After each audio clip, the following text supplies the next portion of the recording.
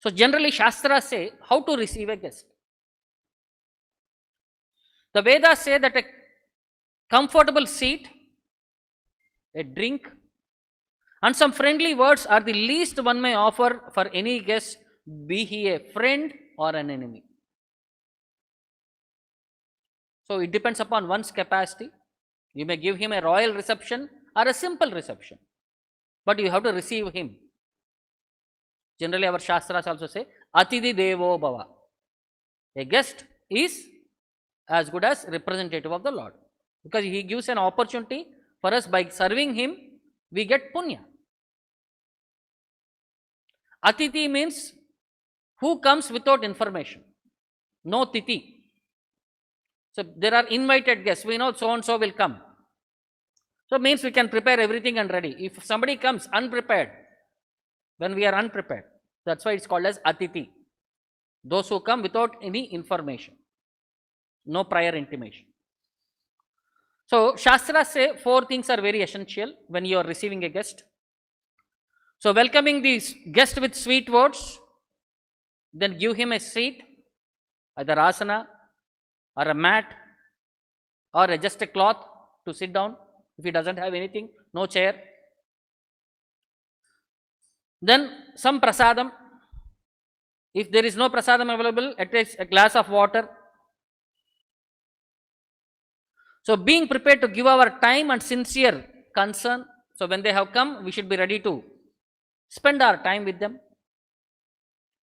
Then remaining Krishna conscious in our discussions and dealings. It should not be a Gramya Katha discussion. It should be Krishna conscious perspective discussions. And thanking the guest for his visit and inviting him to please come again. So when you are sending him off, you can ask him to come back again. So these are the general etiquettes what Shastras recommend. So in some purports, Prabhupada explained about this, the principle of receiving the guests. Prabhupada says, when a guest comes to one's home, one should properly receive him by standing up and offering him a seat. Gruhe shatrum api praptum vishwastum akutobayam. Gruhe shatrum api. Even if a graha in one's house, if a shatru, if an enemy comes to one's home, praptum vishwastum akutobayam. He should give him such an experience. He should forget, I have come to an enemy's house. Akutobayam. He should not feel any fear.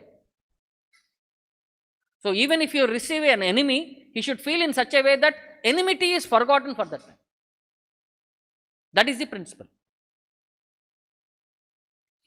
Even if an enemy comes to one's home, one should receive him in such a way that the guest will forget that his host is an enemy.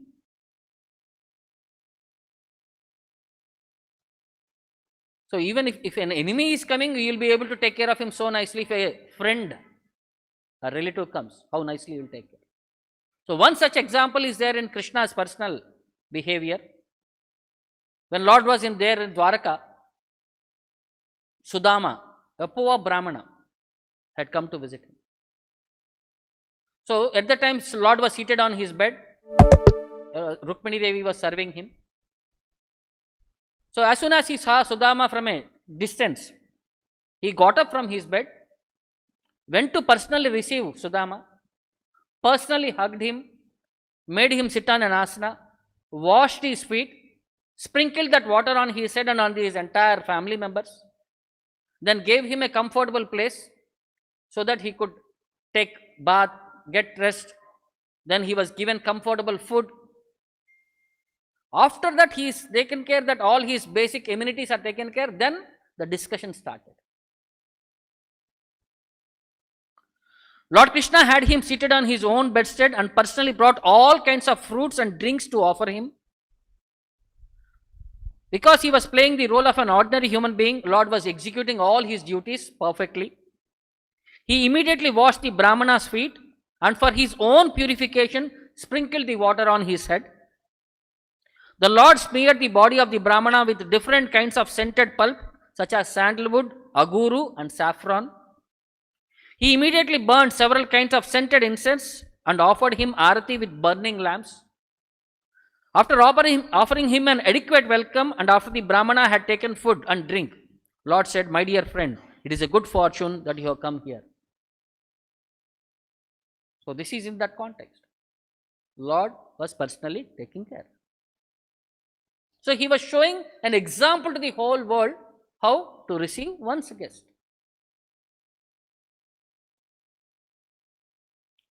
So similarly, in the entire situation of how Srimad Bhagavatam came out was one such incident, but in a negative way. One day Parikshit Maharaj went to the forest. He was